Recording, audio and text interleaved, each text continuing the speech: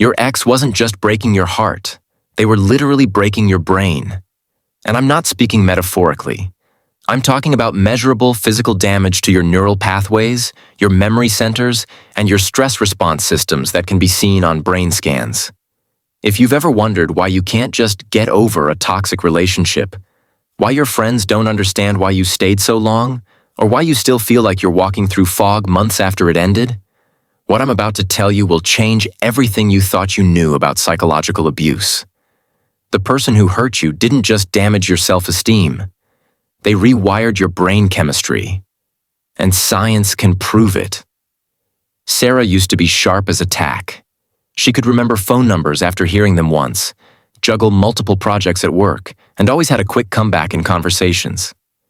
But after 2 years with Marcus, she found herself forgetting simple things, struggling to focus, second-guessing decisions she used to make instinctively.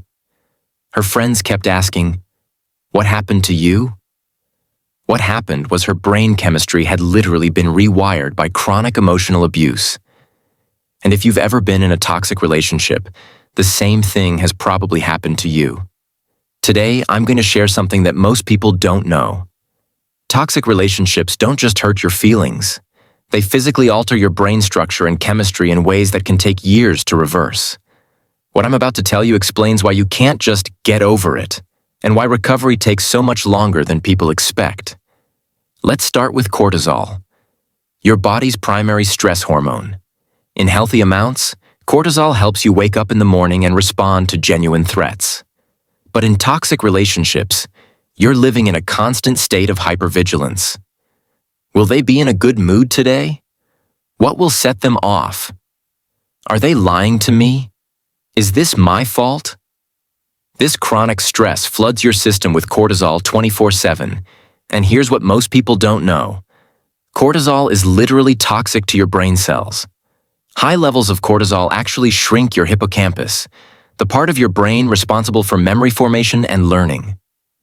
This is why people coming out of toxic relationships often say they feel like they're in a fog, can't remember things clearly, or struggle to trust their own memories. But it gets worse. Chronic cortisol elevation also damages your prefrontal cortex, the part of your brain responsible for decision-making, impulse control, and rational thinking. This explains why intelligent, capable people often make seemingly irrational choices to stay in toxic relationships.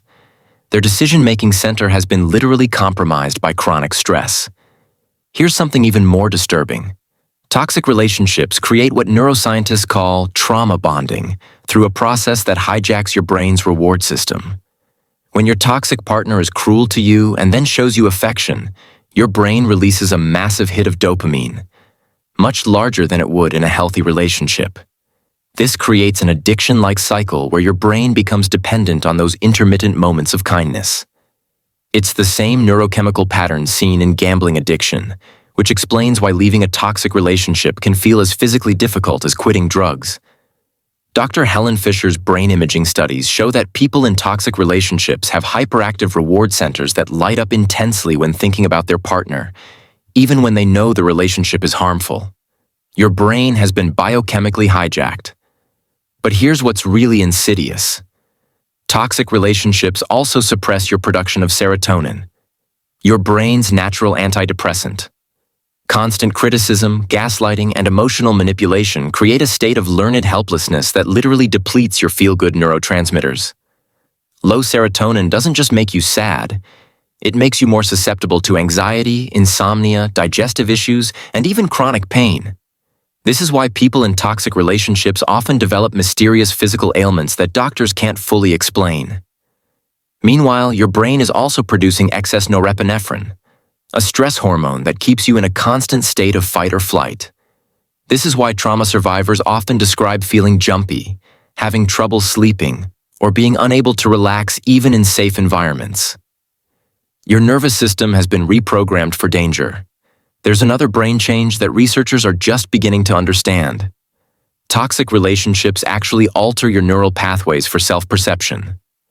Constant criticism and gaslighting literally rewire the circuits that determine how you see yourself. Neuroplasticity, your brain's ability to form new connections, works against you in toxic relationships. Every time you're told you're worthless, every time you're made to feel crazy, every time your reality is dismissed, you're literally carving new neural pathways that reinforce negative self-beliefs. This is why people coming out of toxic relationships often struggle with self-doubt that seems to come from nowhere.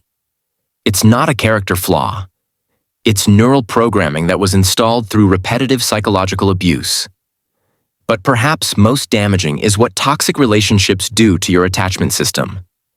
Your brain has specific neural circuits dedicated to bonding and trust, developed through millions of years of evolution.